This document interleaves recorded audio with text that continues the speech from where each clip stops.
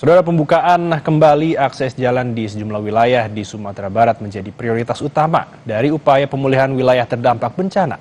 Kita sudah tergabung dengan jurnalis Kompas TV Rio Johannes di Padang, Sumatera Barat untuk melaporkan secara langsung. Rio, selamat siang. Bagaimana proses perbaikan jalan dan pembangunan jembatan di sana? Apakah aktivitas masyarakat sudah berjalan normal?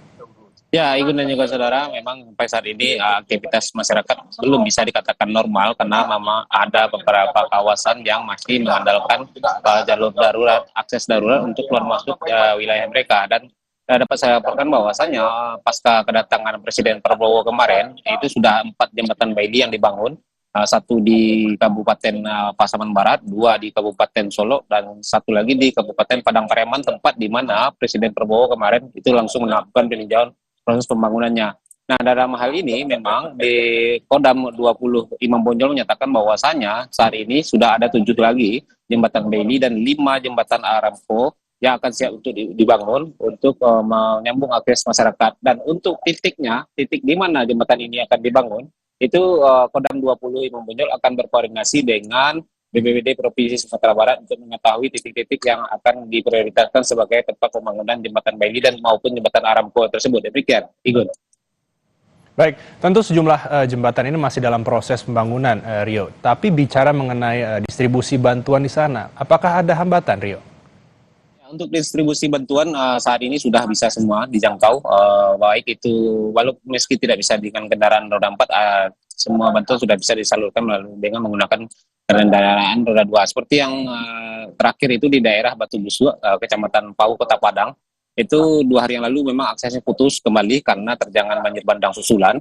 Namun bekerjasama dari TNI Polri dan juga masyarakat yang memanfaatkan material-material sisa banjir itu untuk digunakan untuk membuat jalan darurat. Sekarang ini akses di Batu Busu untuk warga Batu Busu sudah bisa kembali dilakukan, bahkan sudah bisa dilalui oleh kendaraan roda 4. Dan dalam hal ini memang masyarakat memanfaatkan situasi ini untuk membawa perlengkapan-perlengkapan yang dari rumah mereka yang terdampak banjir itu yang masih bisa diselamatkan, mereka bawa keluar untuk ke daerah pengungsian, ke titik pengungsian ataupun ke titik-titik rumah kontrakan yang sudah mereka sewa untuk lebih aman dari terjangan banjir bandang. Demikian, Igun.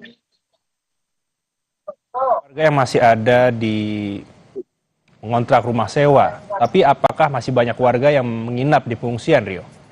Ya, untuk titik pengungsian sampai saat ini masih ada warga yang masih menginap di titik pengungsian. Di Kota Padang sendiri itu ada di daerah Lubuk Buaya, tempat di mana dulunya kawasan pemukiman Kampung Nelayan itu dimanfaatkan untuk proses karantina warga-warga yang terjangkit COVID.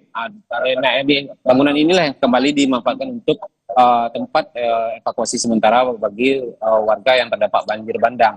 Namun memang dalam hal ini untuk warga dari Kecamatan Pau itu masih banyak di antara mereka yang masih enggan untuk pergi ke daerah Kecamatan Kota Tangah Lubuk Buaya tersebut karena mengingat jaraknya terlalu jauh sehingga mereka lebih memilih untuk menetap di daerah mengontrak rumah di daerah-daerah terdekat yang aman dari banjir bandang, dan juga ada dari mereka yang menginap di pondok-pondok tempat mereka biasa menunggui ladang mereka. Demikian, Igun.